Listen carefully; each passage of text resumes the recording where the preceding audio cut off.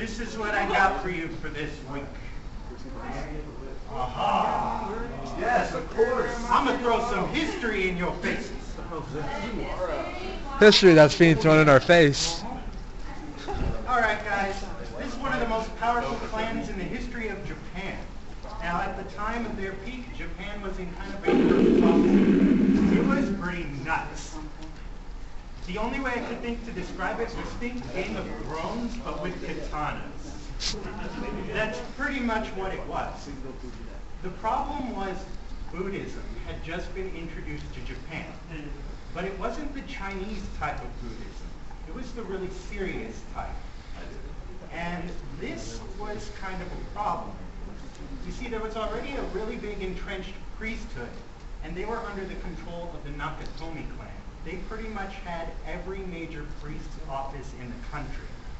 Now, being in such a powerful position, they saw this new religion and were really not happy with it. But unluckily for them, the emperor of the time was Prince Shotoku, and he saw Buddhism and he really liked what he saw. So they just kind of sat back and waited as he started building Buddhist temples and Buddhist monasteries literally all over the country. So they just kind of waited and bided their time. Now, later on, some emperors had saw that they had tried to prevent this, and they realized that Buddhism wasn't such a great thing. So they took the Nakatomi clan and gave them a ton of power and a new clan name, the Fujiwara. This went really well for the head of their clan, Fujiwara Michinaga. And he took his new power and installed his grandson as the emperor through a lot of intermarriage and some really awkward relationships. A lot of incest, guys.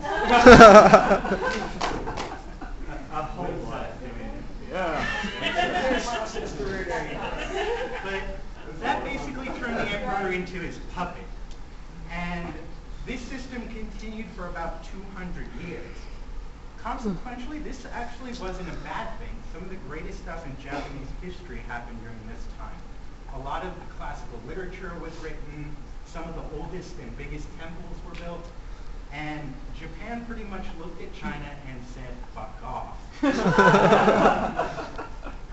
Now, that system worked for about 200 years, but eventually their clan just got too big, and it fractured into 4 pieces after the emperor cut his ties.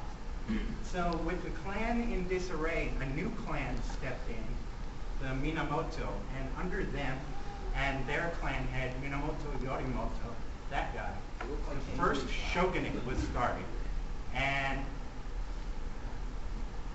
I would say Japan got 200% more awesome after that, but some people would disagree. Lots of war, guys.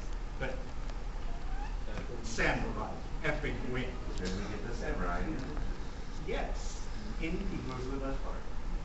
But that was their rise to power. There are actually still a lot of descendants of them today. They all have different clan names. Like later on in about the 1600s, the Dake clan came to power in the north. And they were directly descended from these guys. They pretty much ruled everything from Hokkaido down. It was pretty ridiculous. Anyways, getting to the news for this week. How many of you have seen Dr. Horrible's sing-along blog? I love it, and it is getting a sequel. Yes. While you see Avengers this summer, Joss Whedon is going to be filming the sequel. They have not said anything about the plot, but he has said he has all the musical numbers written, and Neil Patrick Harris is already in on it. Woo! Hell yeah. I want the hammer. That's what I want. He was kind of a dick. Yeah, he was. But that's why you love him. Yeah. That's why I love him and hate him. This. Now, after all the big shitstorm that's gone on with the Mass Effect 3 ending, you've seen a lot of different game makers have their piece in it. They had the director of BioWare, of course. They had the Kevin Levine that's talked about it. And they have said that they're working on initiatives that will help answer questions and provide more clarity. I have no idea what the fuck that means. I'm just assuming they're doing new stuff with the ending. They're doing. They're going to be at the Penny Arcade Expo, and they're going to answer questions on April 4th, I believe. There is no better forum to do that. Sweet. Yeah, and there's this famous conspiracy theory that's going around. Oh, God. Information thing. Conspiracy I wanna hear theories. it. Do you want to go for it or no? It's kind of convoluted, so no. Maybe afterwards. For a different time. Yo, go engage. We can discuss it. Dragon Age 2, their DLC, the latest DLC known as Exalted March, has been cut, and the production team has been set to work on a new project which they've called The Next Thing. And it's trademarked. Wow. I don't know. Most people are assuming it's the next Dragon Age game, but they haven't said themselves. So we're just going to wait and see on that. Dragon Age beats up. Yeah. Yeah. It I didn't even beat it. Anyways, Microsoft has been throwing literally gobs of cash at their latest game. They haven't said anything about it besides that it's happening. They have called it a quadruple A game.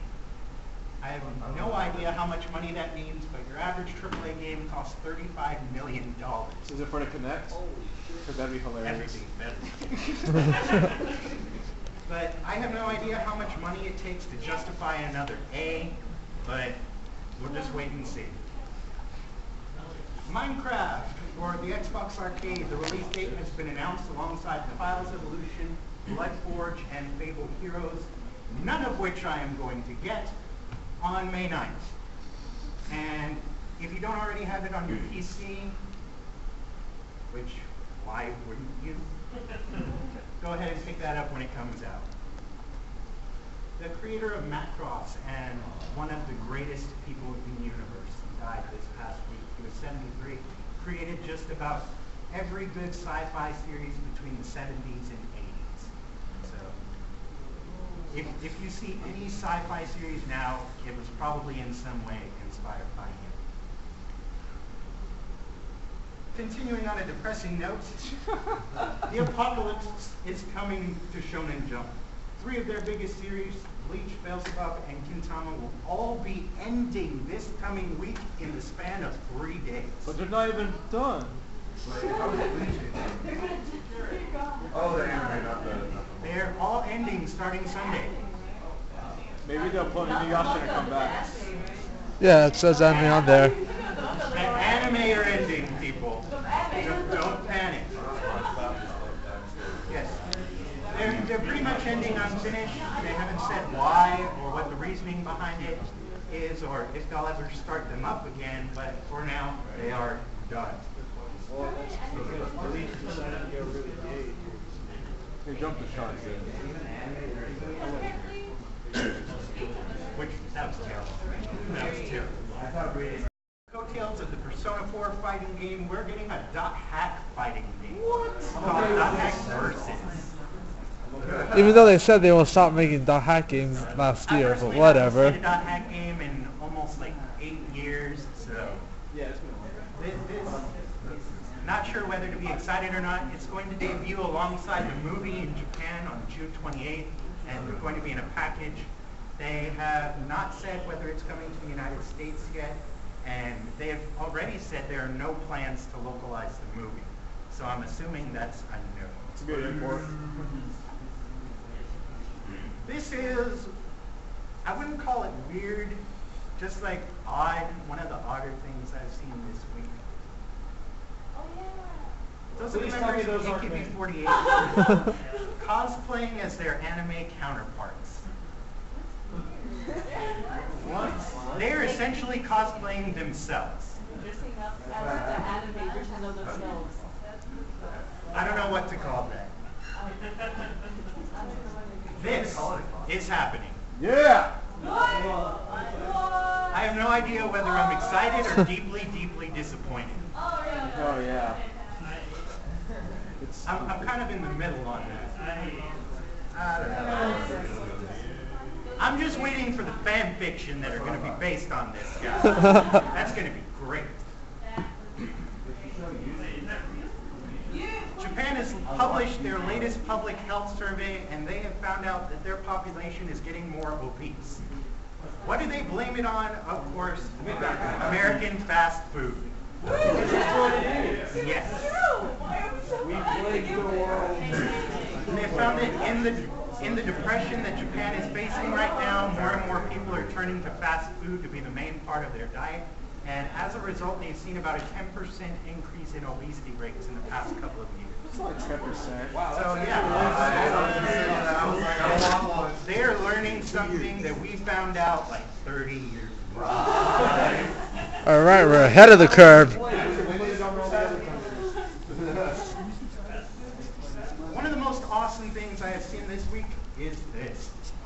You can now get your own inflatable portal turret.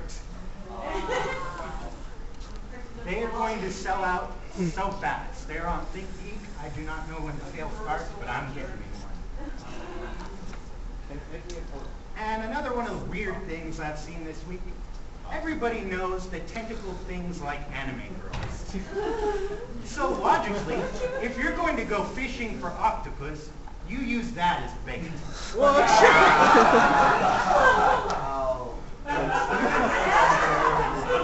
The chick in the bottom right corner? The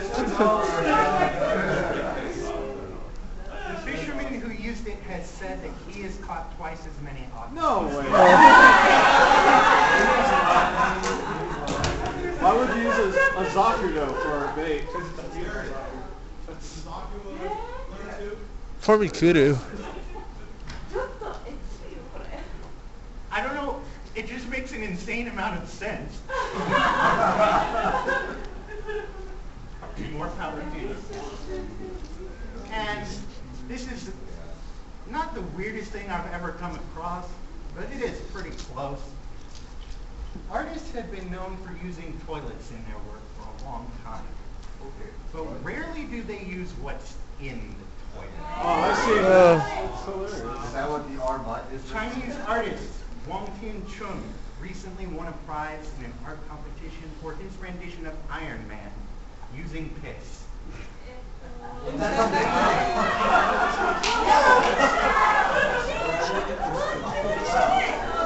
My mind explodes. Say what you will, but that's very impressive. It is. I don't know how to do it. Why hasn't this gone viral? It has. It has been viral. It's been around for like a week. He actually won a monetary prize for that, guys. Because he's awesome. How did you meet you? I'm pretty sure he didn't tell his doctor about that. What did you drink? That's all I've got for this week, guys. I am done here.